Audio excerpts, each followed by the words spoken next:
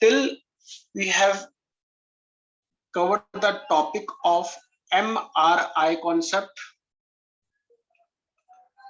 the concept of profit and loss appropriation account, MRI concept entries will be debited in profit and loss account, profit and loss appropriation account. Now we are moving towards a very important topic for whole of the 12th class. Concept is called as capital systems. We are introducing a new concept in this chapter called as capital system. This is a very important concept. Let us understand what this system means. For example, there are two partners, one is Mr. Ram and other one is Mr. Sham. Both of the partners have invested rupees 2 lakh as capital into the business. What is the amount they have invested? Capital of rupees 2 lakh into the business. And what they want that whenever the capital is increased due to profit earned by them, for example, the firm earned rupees 1,50,000 rupees as a profit, and this profit needs to be distributed among Ram and Sham in the ratio of 3:2. So Ram and Sham decided that whatever the profit they earn will be added to their capital accounts. For example, 1,50,000 needs to be divided in 3:2. So 90,000 is the share of Ram and 60,000 is the share of Sham. Due to this profit, the capital goes on increasing, and what they decided that whatever the amount they withdrew as drawings, that needs to be reduced from the capital. For example, Ram withdraws 40,000 in the whole year and Sham withdraws 20,000 in the whole year. Due to this increase in the capital due to the profits and decrease in the capital due to the drawings is adjusted in their capital accounts. That is, capital goes on increasing and decreasing. It means 2 lakh plus 90,000 minus 40,000 is 2,50,000, and 2 lakh plus 60,000 minus 20,000 is 2,40,000. It means whatever the capital they invested into the business at the beginning of the year goes on adjusted, and a new capital comes in picture. So my dear students, this capital is called as opening capital and this capital is called as closing capital. You already understanding this concept in class 11th. This is nothing new. This is 11th class concept, that capital goes on increasing due to the profit and decreasing due to the drawings, and the new capital will come, that is closing capital. What you have already learned in 11th class, this capital system is called as fluctuations. That is fluctuating capital system. What is called as fluctuations here? That is, there is a fluctuations in the capital. Due to that fluctuations, capital goes on increasing or decreasing. All the adjustments needs to be adjusted in the capital account. Due to that adjustment, capital is increasing or decreasing. That means our capital is adjusted, and that capital is adjusted, that is increase or decrease, is called as fluctuations. So this system is called as fluctuating capital system. My dear students, there is another way also. What is that way? Let's suppose Ram and Sham decided that their capital should remain intact. Capital should not be increase or decrease, that their capital should be fixed with rupees 2 lakh what they have invested. There should not be any adjustment in the capitals. What they decided, that the capital should remain intact, and whatever the profits they are earning, that is 90,000 and 60,000, and whatever amount of drawings they are made during the year is adjusted separately. There is a separate adjustment account.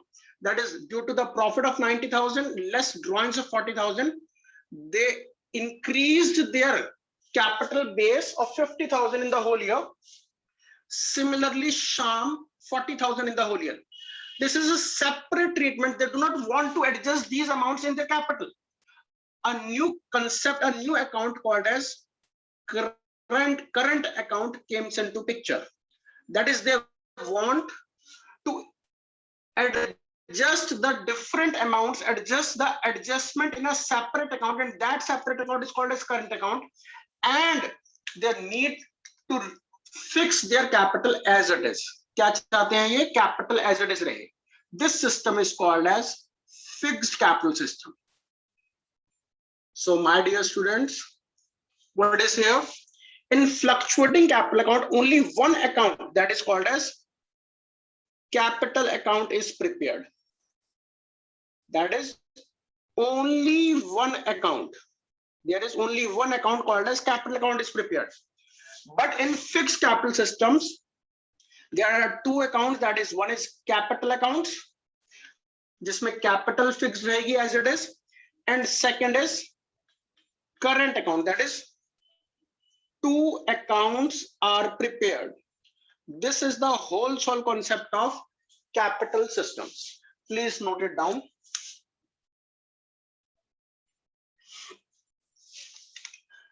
तो बेटा paper के लिए बड़ा ही important topic है fluctuating capital system and fixed capital system. Sir क्या होते हैं fluctuating capital system and fixed capital system? मेरे बच्चों, मैंने अभी बताया कि फ्लक्चुएटिंग कैपिटल सिस्टम में कैपिटल ऑफ पार्टनर्स क्या होती रहती है? keeps on fluctuating keeps on fluctuating after every adjustment. कोई भी एक एडजस्टमेंट हुई उसके बाद capital of the partners keeps on fluctuating. But यहां पे क्या होगी? Capital of partners remains intact. remains intact मतलब will be fixed, and there is no impact on capital due to any adjustment. किसी भी एडजस्टमेंट की वजह से कैपिटल पे कोई फर्क नहीं पड़ता है. आगे बात समझ में? यस सर, पहला डिफरेंस समझ में आ गया. दूसरा difference, only one account, that is capital account is prepared. कितने अकाउंट्स बनते हैं बच्चों? सिर्फ एक ही अकाउंट बनता है, कैपिटल अकाउंट. बट यहां पे कितने अकाउंट्स बनते हैं? ओनली तो नहीं लिखना चाहिए, बट यहां पे लिख रहे हैं only two account are prepared. कितने? दो अकाउंट्स हैं, पहला दूसरा. फिक्स के अंदर एक बनता है कैपिटल अकाउंट और एक बनता है करंट अकाउंट. समझ सकते हो? यहाँ पे कैपिटल फ्लक्चुएट होती रहती है तो सारी एडजस्टमेंट किसमें हो रही है? कैपिटल में हो रही है. बट करंट अकाउंट में यहाँ पे सारी एडजस्टमेंट होती है. अब यही पॉइंट हम जो मैंने अभी डिस्कस किया, इसको तीसरा बना देते हैं. All adjustments are done in which account? In capital account. सारी एडजस्टमेंट किसमें होती है? कैपिटल अकाउंट में होती है. बट यहां पे all adjustments are made in current account. सारी एडजस्टमेंट किसमें होंगी? करंट अकाउंट में होंगी.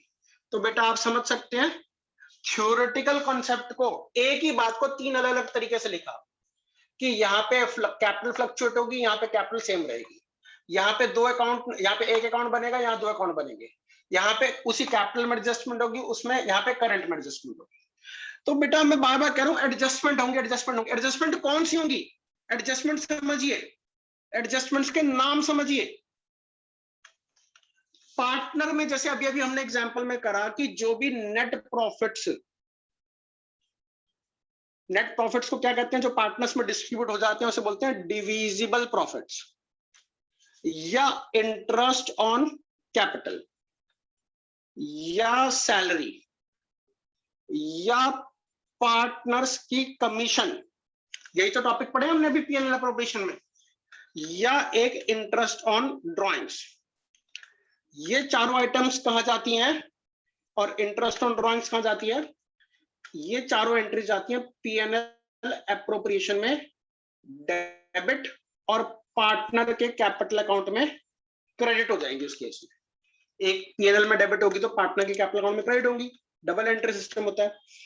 बट इंटरेस्ट ऑन ड्राइंग्स क्या होता है? उल्टा होता है, पीएनएल अप्रोप्रिएशन में क्रेडिट तो पार्टनर के कैपिटल अकाउंट में डेबिट। सर कैपिटल अकाउंट क्यों? क्योंकि बेटा यहां तो बनता ही कैपिटल अकाउंट है। बट मेरी बात यहां पे ध्यान से समझिएगा, divisible profits, interest on capital, salary और पार्टनर की कमीशन, ये चारों entries profit and loss appropriation में डेबिट तो होंगी, बट पार्टनर के करंट अकाउंट में क्रेडिट होंगी। क्यों? यहां पे सारी एडजस्टमेंट किसमें जाएंगी? करंट अकाउंट में। तो करंट अकाउंट में सारी एडजस्टमेंट क्रेडिट होंगी। और इंटरेस्ट ऑन ड्राइंग्स के केस में क्या होगा बच्चों? पीएनएल एप्रोप्रिएशन में क्रेडिट और पार्टनर के कैपिटल अकाउंट में डेबिट। सर समझ नहीं आया ये चौथा पॉइंट आपने क्या लिख दिया? मेरी बात ध्यान से समझना बच्चों, छोटा सा मैं आपको एक बार दोबारा से पीएनएल एप्रोप्रिएशन बना के दिखा रहा हूं।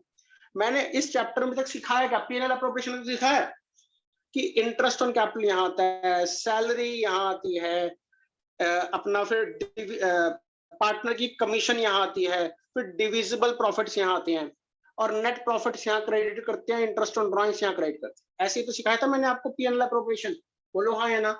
हाँ सर ऐसे ही सीखा था। तो मैं कह रहा हूं बेटा इंटरेस्ट ऑन ड्राइंग्स कहां क्रेडिट होता है? पीएनएल में क्रेडिट होता है। देखो पीएनएल में क्रेडिट होता है, ये बात लिख रहा हूं। और ये चारों चीजें interest on capital, salary, partners commission, divisible profit से कहां डेबिट होते हैं? पीएनएल एप्रोप्रिएशन में डेबिट होते हैं।